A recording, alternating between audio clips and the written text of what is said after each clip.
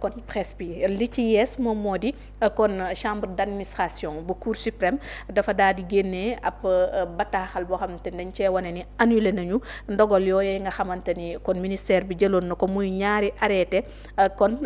ci li nga xamante ni moo jëm ci loolee ma junju ginnaaw recours bi nga xamante ni ñoom ay kuréelu taskatu xibaar kon defoon nañ ko ngir opposé wu nee nañu ci loolee ndax jàppoon nañu ne yegsiwul ci sañ-sañ yi nga xamante ni jox nañ ko lan lañ mën a jàpp kon ci loolu.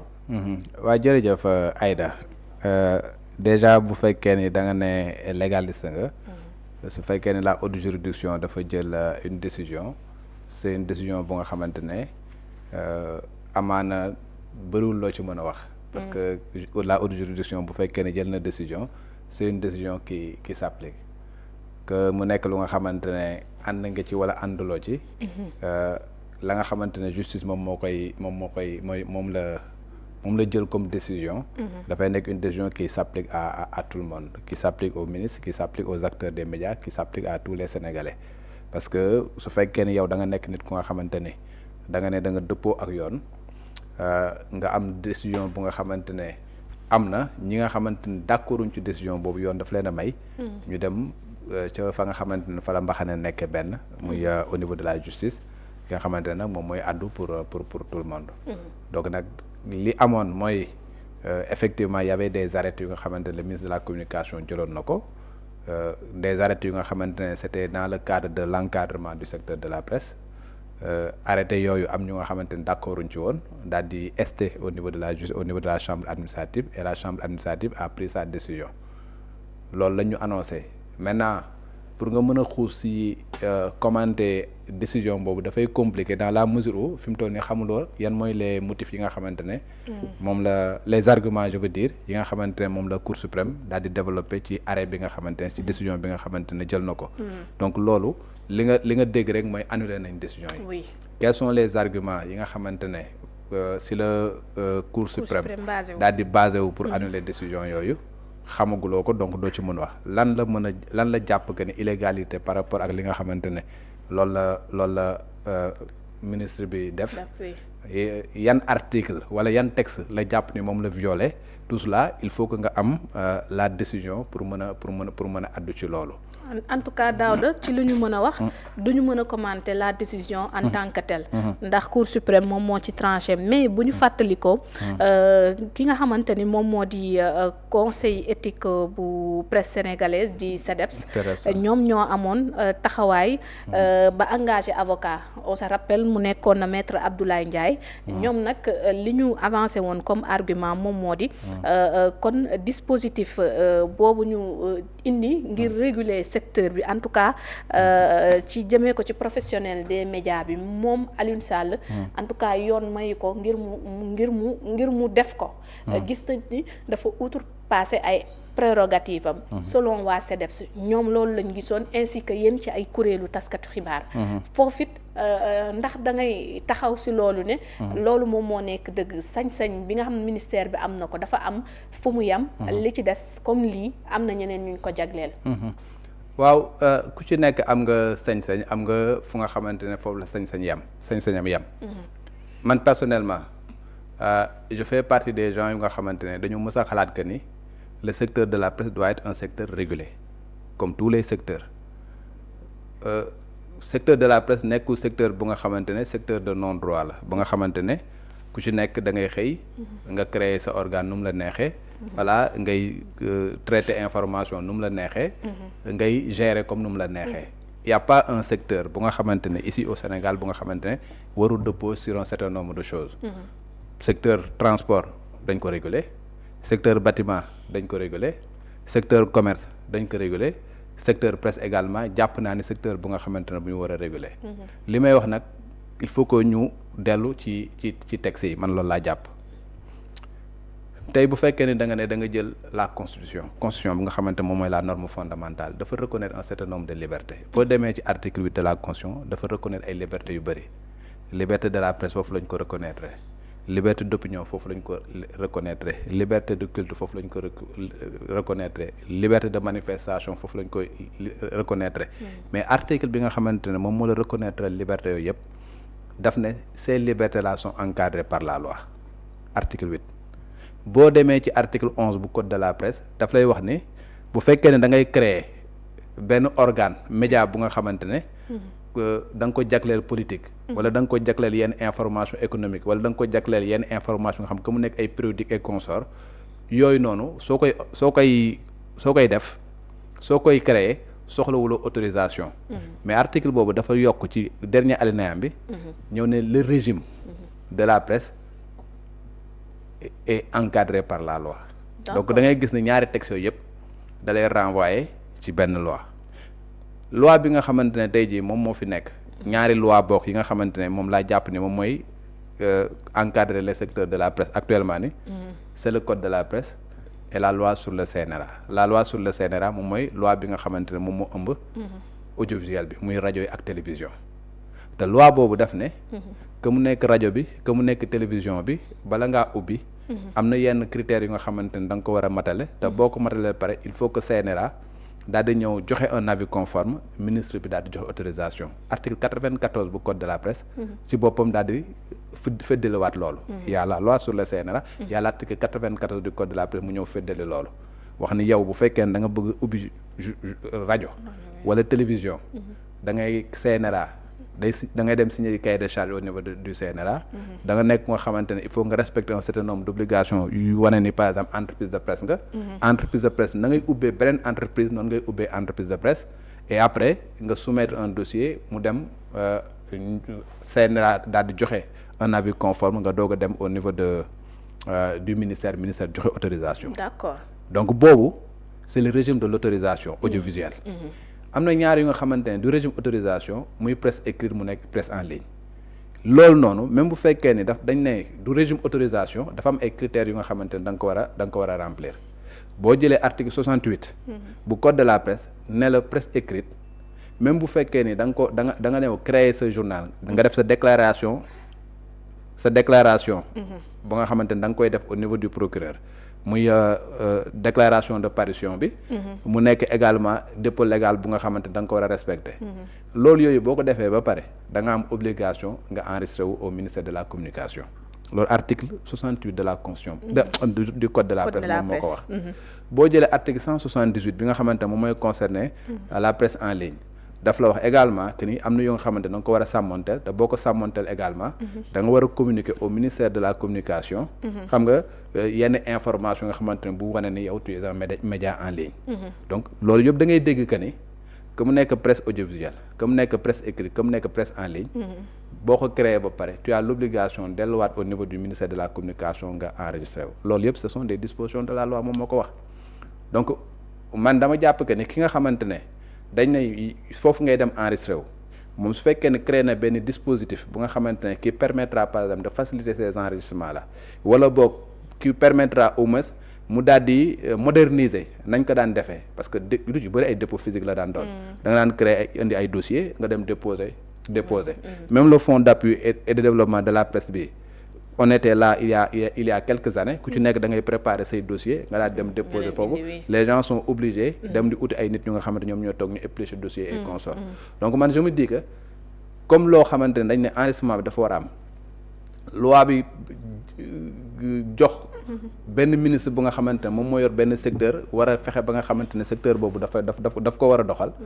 kooku aussi man ci sama xel mu gàtt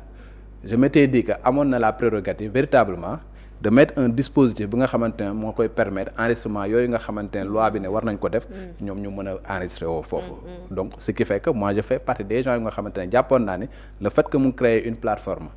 pour permettre ñi nga xamante nañu war a enregistrer enregistrement obligation légale ñu war a enregistrer wu loolu bu ko defee man jàppoon naa ne nekk lu nga xamante ne dafa violer la réglementation si sama xel mu gàtt encore une fois voilà loolu laa jàppoon maintenant boo ñëwee passé foofu nga ñëw le code de la presse dafa amoon ñaari décret d'application yu nga xamante daf ko prévoiroon ces deux décrets d'application le président Macky Sall les a jël na ko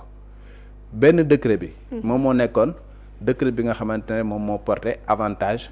xam nga statut et avantage des entreprises de presse un décret bi nga xamante ne mu ngi génne 2020 beneen décret bi nga xamante ne moom moo nekk le décret bi mettre en place le fonds d'appui et de développement de la presse ces deux décrets là boo ko jëlee ñoom ñooñu ñëpp daf ne dafa am ay critères yu nga xamante ne nit ki da ko war a remplir entreprise de presse da ko war a remplir pour mën a véritablement bénéficier des avantages yu nga xamante ne état da koy jox la presse. D'accord. Un certain nombre de critères. Article yooyu noonu également boo demee ca suuf dañ ne le ministère de la communication moom mooy assurer la tutelle technique. Et le ministère des finances moom mooy assurer la tutelle financière. Donc fonds bi nga xam dañ koy joxe tutelle financière bi c'est le ministère des finances. Mais tutelle technique bi c'est le ministère de la communication. Donc à partir de ce moment-là. fonds bi nga xamante ne dañ koy jël ñu loger ko au niveau du ministère de la communication. xam nga ñu ne am na ñu nga xamante ne dañ ci war a bénéficier te boo ci waree bénéficier wu critères yi moom mooy li nga xamante ne moom nga war a matale. lii mooy pièces yi nga xamante ne war nga koo déposer.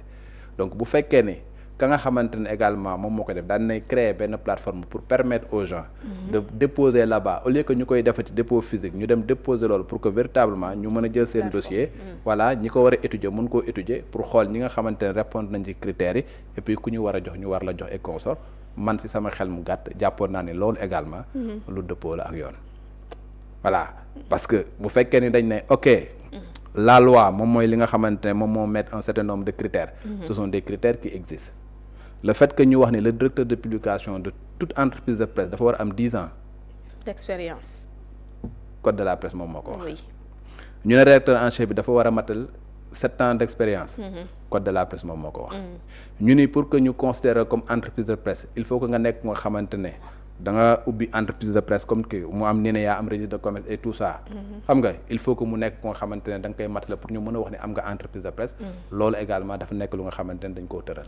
le fait que yow boo créer entreprise de presse nga am obligation dem enregistrer au ministère de la communication c'est une obligation légale également. le code de la presse moom moo ko prévoir. le fait que même bu fekkee ni yow am nga liberté dem ubbi sa entreprise de presse. liberté boobu nga am également c'est encadré par des lois nga xamante ne moom moo fi nekk muy le code de la presse la loi sur le CNRA. code yooyu prévoir des décrets d'application yu nga xamante ne jël nañ ko muy le décret bi nga xam ne moom laa la wax léegi. portant statut et avantages des entreprises de presse. et le décret bi nga xamante ne moom moo mettre en place le fonds d'appui et de développement de la presse. wax yan critères mooy yi nga xamante nañ ko war a matale pour mën cee am. man damay jàpp ni loolu yëpp. dafa nekk dispositif yu nga xamante ne ci loi bi la. et que tey le ministre bi nga xamante ne véritablement mooy ministre bi nga xam moom moo war a gérer secteur boobu man jàppoon naa ni war na nekk nit ku nga xamante ne war na mun ne serait-ce que jël un arrêté. oui voilà pour mën a encadrer tout cela. parce que quand même un arrêté dafa nekk lu nga xamante ne source de droit. quand on apprend la pyramide des normes soo jëlee la constitution boo jëlee la loi. règlement nga ciy topp te un arrêté c'est un règlement bu nga xamante ne véritablement si le ministre prend un arrêté bu nga xamante ne qui n'est pas en contradiction avec texte yooyu nga xamante ne wax naa la ko léegi man damay jàpp ni lu nga xamante ne lu dëppoo la ak yoon. maintenant nag loolu moo tax ma ne la sànq. le conseil la cour suprême bi nga xam moom moo jël décision j'aimerais bien voir décision bi nga xamante ne jël nañ ko ban article la ñu wax ne. yooyu noonu da koo violé su fekkee ne la constitution lañ ne daf ko violé. ban article laay jàpp ni moom la ñu violé su fekkee ne le code de la presse également ma jàpp ni ban article la ñu violé bu boobaa nag lay gën a mën a peut-être xuus laa lay wax ne ci li may wax ne man li ma lay wax ne ci sama xel mu gàtt la. parce que bu ma la dégloo li mën a jox prérogative tey ministre bi ngir mu tënk ay arrêté yoo xamante ni ci la ñuy xamee yii média ñoo conforme ak yii conforme genn wàllu gi boo sukkandikoo ci code de la presse li mu wax ma nga ca. loolu laa jàpp parce que bu fekkee ni dañ ne da ngeen am obligation enregistré wu presse écrite article 68 nee na da nga am obligation enregistré wu. oui. ñi nga xamante ne ñoom média audiovisuel article 94 du code de la presse dafa wax ni da ngay dem nga déposer CNRA boo paree le CNRA day joxe avis conforme nga dem ministre de la communication mu jox autorisation. booy dem di ministre de la communication pour mu jox autorisation tu déposes un dossier. yaa ngi dégg. nga ñëw presse en ligne article 178 daf la wax ni également da nga war a boo ubbee ba pare toutes les informations yi nga xam ne buy wane ni yow tu as créé une entreprise de presse da nga ko war a jébbal ministère de la communication. donc da ngay jàpp ni presse bi yëpp dañu war a enregistré wu. léegi nag ci ki ngay enregistré wu ñëw na léegi man damay créer benn plateforme bu nga xamante yéen ñëpp foofu ngeen di enregistré wu. pour que benn mu mën a am une visibilité am ay statistiques fiables et consorts. man day jàpp naa ni. loolu noonu bu fekkee ne véritablement loo xamante ne dañ ne dañuy defar secteur te secteur bi dañu bëgg moderniser ko mu nekk secteur bu nga xamante ne tout est transparent xam nga que képp ku nga xamante kuy sénégalais nga mun a xam exactement lan moo ci am ak consort man jàpp naa y a pas plus transparent que ça et jàppoon naa ni loolu lekk na lu nga xamante ne c'est conforme à la loi loolu laa jàppoon. kon léegi Daouda est-ce que du difficile nag pour ministère de la communication ci kaw di nga ma waxam déet ndax ginnaaw décision bi tamit yoon may na ko mu am ci taxawaay. mais itam ndax du compliquer mbir yi. ci liggéey bi su fekkee ni tey doole jooju ministère bi ci gisuñu décision bi moom moo di amu ko. donc fu ñuy mën a sukkandiku ndax ngir mën a joxe sax aide bi ñu jagleel presse bi dañ doon sukkandiku tey jii ci médias yi conforme ak yu conforme ñu mën a xam ñan la ñuy jox ak ñu mënta jox. léegi su fekkee lii ñëw na kon ndax jiixi jaaxa du dikk nag ci liggéeyu ministère bi. man jàpp naa ni c'est pas parce que on a nu mu tuddati annuler des arrêtés que ministère bi par prérogative yi mu am bi mu am amu ko. ay prérogative mi ngi koy am on a estimé que y a des arrêtés yu nga xamante ne jël na ko. qui ne sont pas conformes à la loi mais n'empêche obligation d'enregistrement au ministère de la communication c'est toujours une obligation bi nga xam ne mi ngi ci texte loi moom moo ko tëral te la loi est supérieure à un arrêté. waaw mais arrêté bi dafa ñëw. faase tey liggéey boobu. arrêté non kii décision bi. dëgg la ma décision bi dafa dindi ay arrêté. oui daal di wax ni plateforme bi nga xamante ne tegoon na ko jàpp nañ ne plateforme bu conformewul